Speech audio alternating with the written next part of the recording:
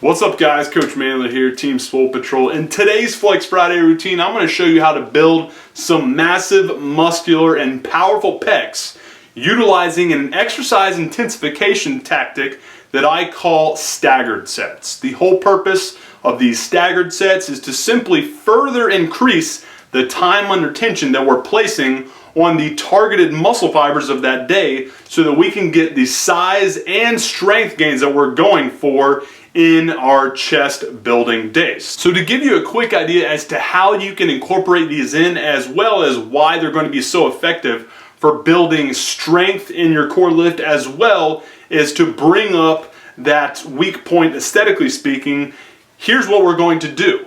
Number one, we understand that we're trying to build that weak point in our chest for both our bench press and, aesthetically speaking, to make sure we have some massive and muscular pecs. So we want to make sure there's an exercise that's low intensity that will also extend the time under tension after we superset it with any other exercise that we're going to be doing in that day's training routine. So we want an exercise that will address both, and my favorite way of doing that is either a body weight movement like a dip or a push-up variation, or you can throw in some of the old school bodybuilder favorite isolation type movements like a fly or a crossover. Either way, you're increasing time under tension, which will, at the tail end of that set, induce more hypertrophy, more muscularity, but also on the tail end, increase that GPP for more of the strength gains in the bench press that allow you to look good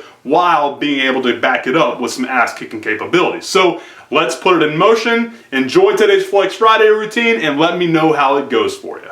All right, to get things kicked off for today, we're going to do a priming set to really wake up more motor units and get more muscle fibers stimulated, as well as just getting our body moving more fast and explosively through the movement pattern that we're going to do in order to induce more hypertrophy in our chest. So today we got these reactive overhead med ball tosses. Quick note with those, just move as fast and explosively with that med ball as possible. So stick with probably under 10 to 15 pounds. And those clapping push-ups, just do them as fast and explosively as possible. Like I said, whole objective there is just to get ourselves moving fast through that movement pattern that we're going to be utilizing right here for the bulk of our hypertrophy-based day in order to get that chest growing. So the movement that we're doing here, like I said, is the flat bench press. We're sticking with about 75% of our 1 rep max, and hitting failure at that point is a good rep range for overall hypertrophy. And when we match it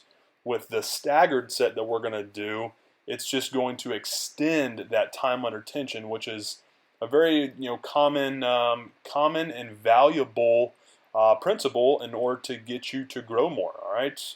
A lot of people think that failure is such a bad thing, but when you match it up with something like this, it's absolutely perfect for what you're trying to do. Okay, so just matching it with a good solid rep range with a good solid weight is going to be everything you're looking for in order to spark more growth. So that quality time under tension with that decent weight, that 75% matched with that push-up, that staggered set push-up is going to be fantastic for getting you that time under tension you need to induce more growth in that targeted area. And we're going to follow the same principle here with this incline dumbbell bench press. So we're going to stick with that 8 to 12 rep range with these incline dumbbell presses, which, on a side note, these are a fantastic way to not just increase size and strength in your chest, but also get a little bit of that core involvement too. All right, so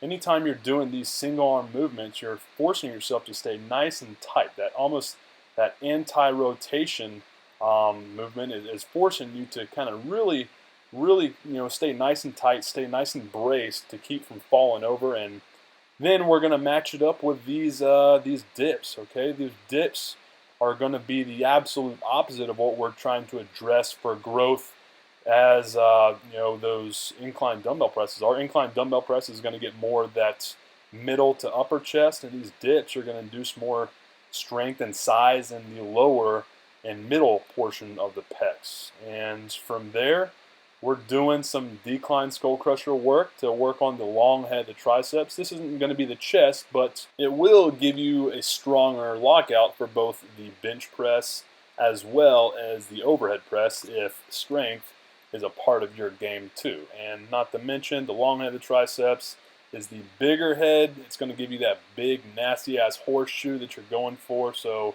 as far as size goes, you want bigger triceps. Start aiming more towards the long, lazy head of the triceps, and you're going to start building more of that meat that you're going for. And from there, just going right into these decline, wide grip push-ups. These are a lot tougher than I anticipated, but ultimately just trying to, again, work on increasing that weak point strength. And these staggered sets, when you superset them with some type of body weight movement, or like the kind of isolation-based movement we're going to do next, it's going to be a fantastic way to really increase that time under tension, get you a sick-ass pump, and ultimately get more of that growth in the chest that you're going for. And as I mentioned here, we're going to do just kind of at the tail end as a finisher, we're going to superset and staggered set these curl press complex sets with just a regular old bodybuilder friendly cable crossover. Now, you don't really see me do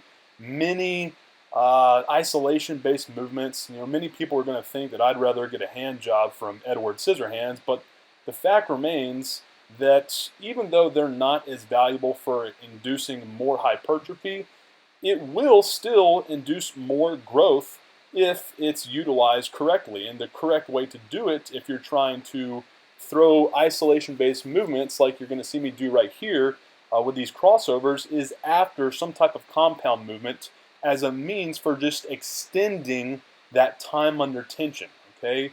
Doing this, and you're going to notice I don't really have a lot of weight here. I think it's just like 50 or 60 pounds. It's just a means for extending the set, further placing tension on the muscle fibers that I'm targeting, and doing that is going to be what I'm really focusing on in order to maximize the growth as well as strength in my pecs. Hey guys, hopefully you dig today's Flex Friday routine. If you did, do me a solid, hit the like button and subscribe to the channel so you don't miss out on any of the future tips or routines that I'm going to be hooking you up with here. And if you're programming for yourself and trying to figure out a better way to get faster and more consistent gains in both size and strength, then do yourself a favor.